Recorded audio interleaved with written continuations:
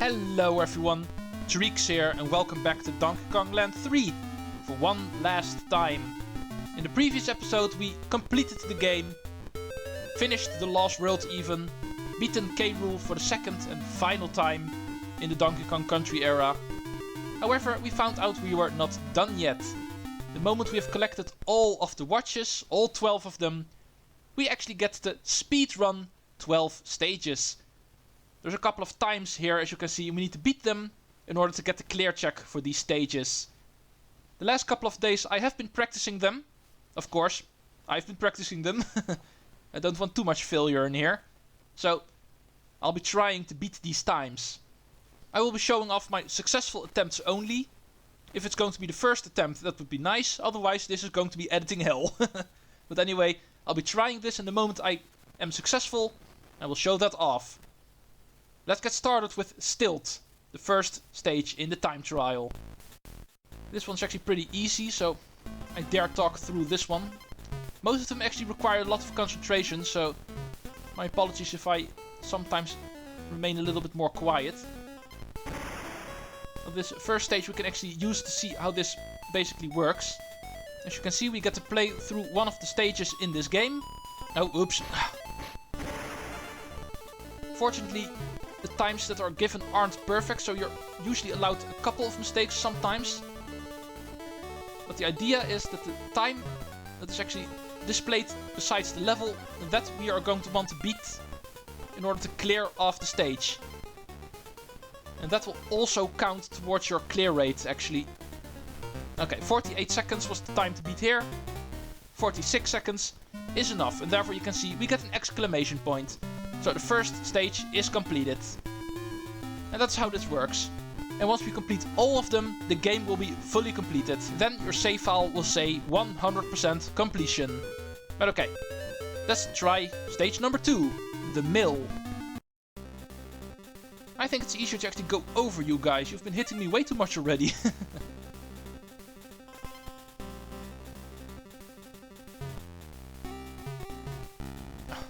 See, this is what I mean. Should have jumped over these guys as well.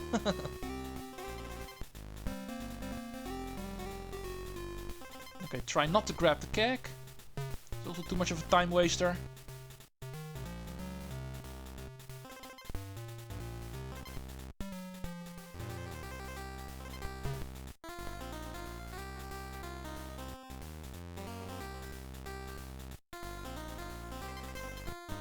Okay, remember to go left, not right.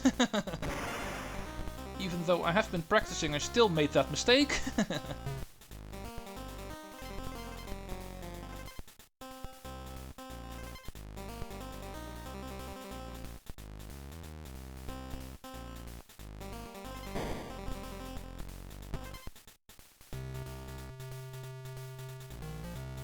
Rolling is usually a good bet in order to speed up a little bit.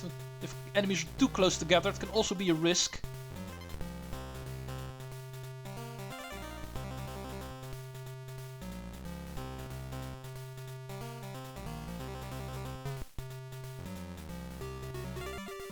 Even managed to get all of the Kong letters. Okay. Ooh! Barely. But it counts. Okay, the 130 here is way too strict, I think. Took me a couple of tries, but it's definitely still possible.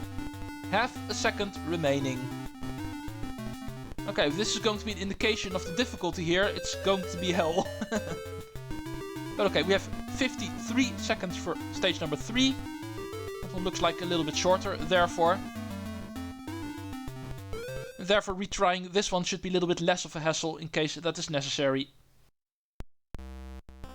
Okay, the biggest tip I can give you in a stage like this: cheese it with Dixie's ponytail twirl. She can skip half the stage this way. It's pretty much just as fast as running, so don't mind me abusing it.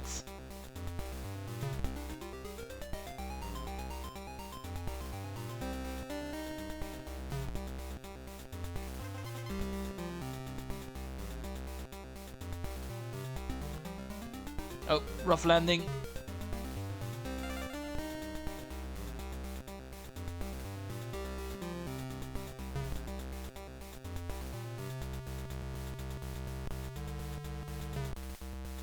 No, come on. No! There goes my ponytail twirl. Okay, I still made it. Little bit of failure right at the end. But luckily I was able to permit it. 1.5 seconds, give or take, below the given time. Okay, next up is River. This one gives nostalgic feelings to Riverside Race from DKC3.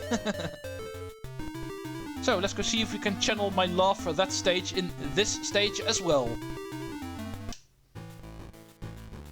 Ponytail twirls, my friend.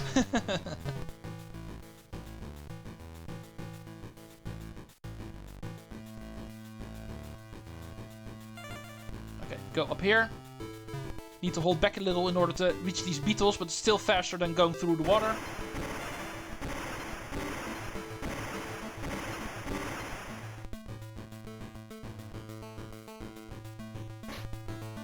No, didn't quite come out right. Okay, jump over the keg and jump and twirl. We're really high up now, so this part we can easily cheese. Skip a lot of the stage this way.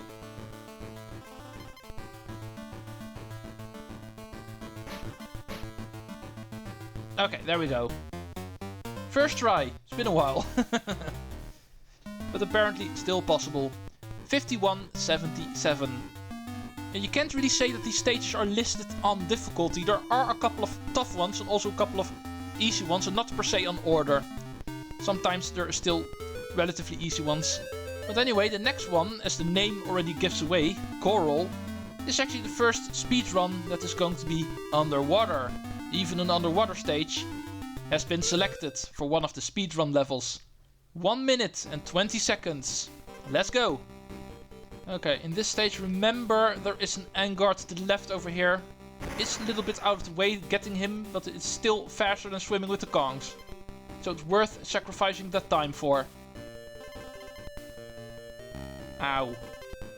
Don't care, I still have an extra hit.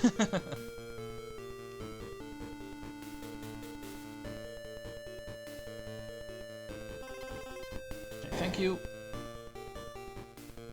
Oh, need to go left.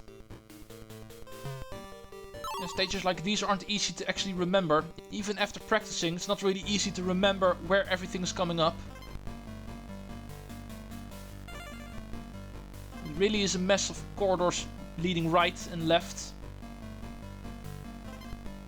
These parts going down are definitely the easiest ones.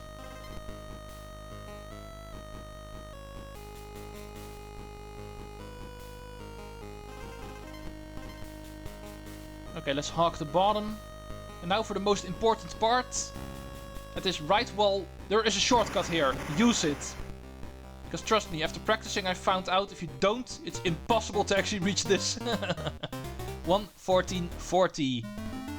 Good enough. And another first try. Third one. Let's go keep track of how many I'm going to do first try. Even though they're not really first try, because the last couple of days I have been practicing these stages. The regular stages, with that I mean. So I can, from a clean slate, still play these stages. But still, it's pretty interesting to see how many of these stages I can do first try with the camera going. Even though I have been practicing, of course. Okay, next up we're entering the trees. 122 seems to be the target.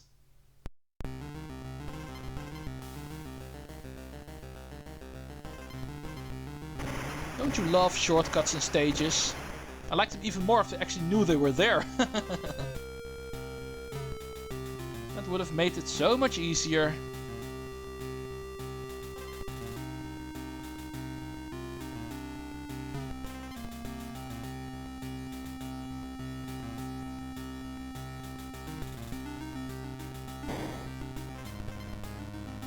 Okay, make sure not to get hit here.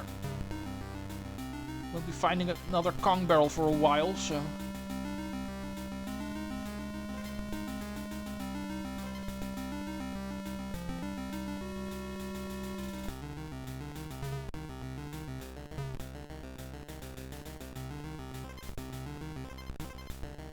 Yeah, I can outrun this keg. Okay, I don't care. Should be the final part. Come on. There we go. Finally. And I can remember a long time ago I was talking about doing these stages first try. And this one definitely was not. Kept getting lost in this stage, that was the biggest problem. And me not knowing about that shortcut also did not really help, so good thing I found out about that at some point. Really don't like that stage. But anyway, let's go, continue. The cliff aesthetic is up next. This one I should be able to do first try, because I really liked playing this stage the last couple of days. This one is not per se that difficult, this one's actually a lot easier to remember where you need to go. Not very hectic, this stage. Okay, we can immediately go down here. Don't have to worry about any of the collectibles this time around.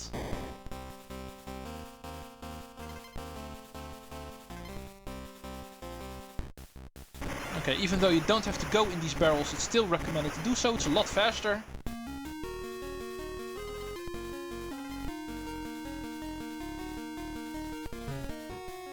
Ooh, awesome rolling action.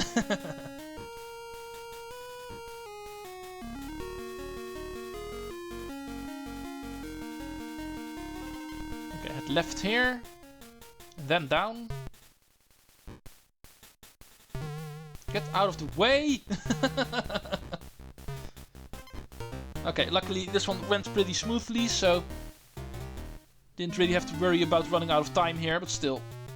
That guy did almost screw up my perfect run. And it's like I said, this one is actually pretty easy. As you can see, more than 10 seconds under the time. A relatively easy one between a couple of nasty ones. I knew beforehand this is not one I needed to worry about. The next one might be a different story, because machine, and therefore a factory stage, might be a little bit more of a different story. This one actually gave me a lot of trouble. But I should know how to do this one by now. Let's go see if we can beat 140. Okay, good jump.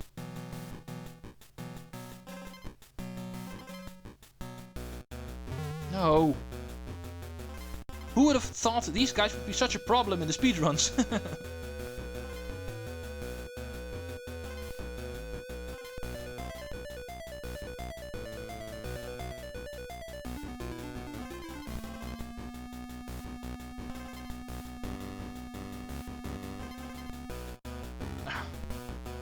Couldn't quite avoid that.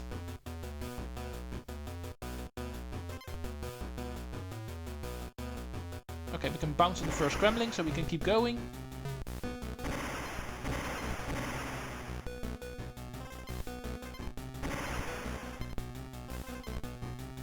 Give me that extra hit. No. Completely screwed up the jump.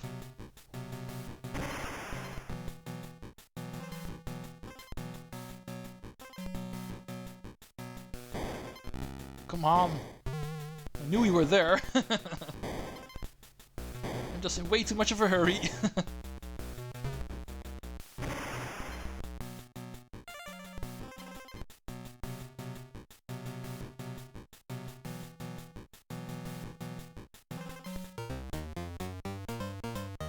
And success! Another stage more than 10 seconds below the given time. If only all of them were that easy. And speaking of easy, I am pretty sure this one, Falls, based on the first waterfall stage in this game, is actually my least favorite one. It is also the longest one, as you can see. The given time you need to beat is 2 minutes flat, and therefore the longest one.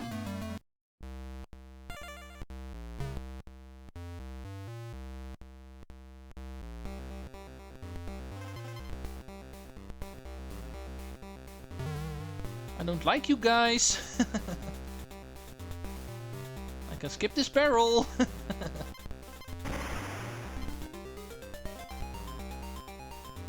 can skip this barrel too. And this one I can also skip. The more you try these levels, the more you learn. Okay, that wasn't very smart. Oh, dang it. Didn't want to fall down there.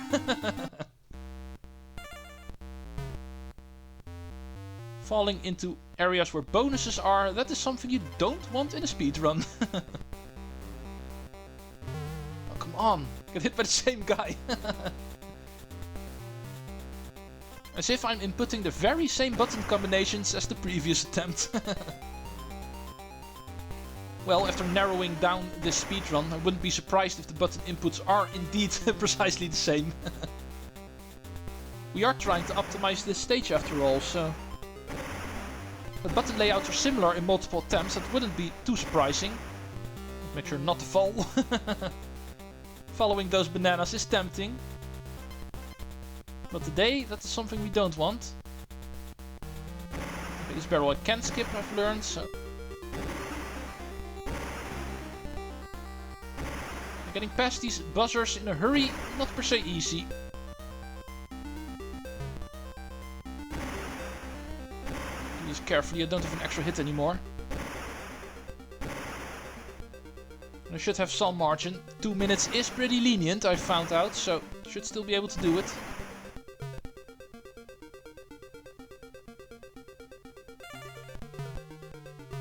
At least Kiddy can take care of these guys. Okay, almost there. We have reached the top. Now it's just a matter of heading right.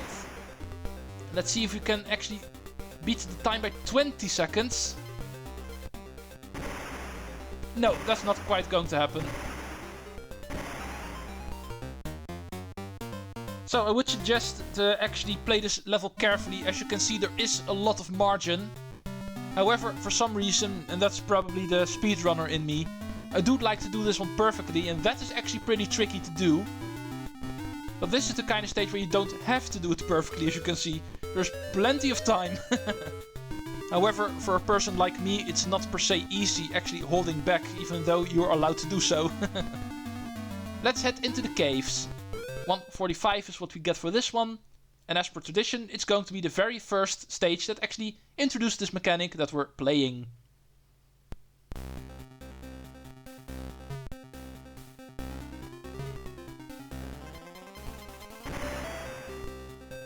Okay, make sure to avoid this first ghost barrel. Can't count the number of times I accidentally jumped into it.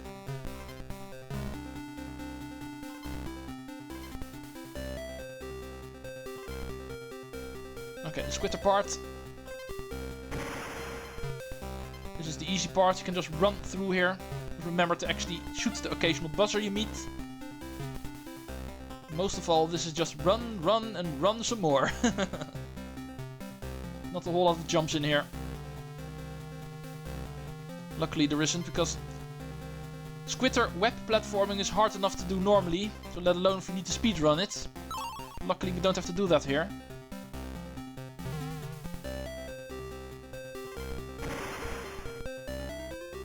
Ooh, I'm surprised that worked.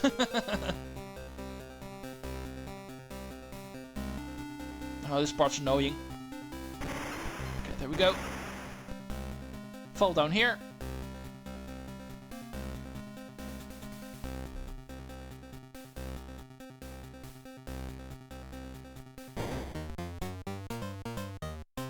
And we're done. See, I knew there was a stage eventually I would be able to do 20 seconds under the given time. The 1:45 turned into 1:20. I'm actually glad they made the times for these harder stages a lot more lenient. They know you're going to end up making more mistakes. The stages are more difficult in general, and therefore doing them fast is also going to be more difficult. But as you can see, the times are actually accommodated to that. However, that is not going to be the case for these final two, because as you can see, Jungle and Tube, both of the final two stages, both a pretty strict time. 58 seconds is not a whole lot.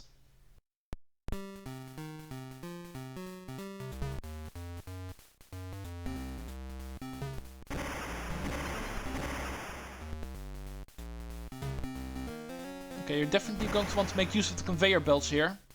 They do speed you up a lot, so...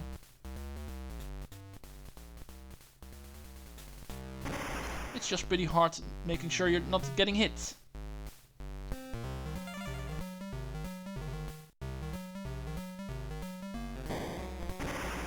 This one is easier.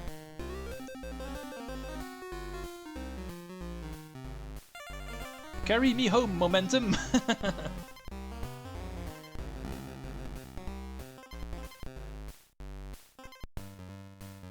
And there's the end. Okay. The time that's not per se hard to beat, I've noticed. However, it is pretty hard making sure you actually reach the end alive. That's mostly the difficulty here. At first I was thinking the time was actually pretty difficult to beat. However, it turns out it's actually staying alive that is difficult to do here. If you're playing this fast. But if you're able to actually slalom your way across all of the buzzers here on the conveyor belts, definitely the most tricky part, it is still a pretty easy time to beat in the end. Okay, Tube is actually a pretty interesting one. Because as you can see, it's a pretty short one, only 46 seconds. And that is because this is actually going to be based on the minecart stage that is in the Tube. And therefore, this is actually a stage that's already a speedrun, even without the clock going. Always thought it was pretty weird that they actually inputted this stage in here. But this is a kind of stage where you actually can't really speedrun, because it's already a speedrun. Perhaps only this part. This one you do need platform normally, of course. But for the most part it is a minecart stage, and therefore pretty weird it's in here. I'm pretty confident I can do this one first try no matter what. Okay, we are here. Just make sure not to die. And remember the exits to the left. And there we go. Donkey Kong Land 3 has been beaten. The regular game is over. And the time attack is also over. The time trial mode, definitely a pretty fun extra challenge to play around on. And once you've completed that, you get this ultimate victory screen, complete with trophy saying 103% done. The extra percentage you get for beating the time trial mode, obviously.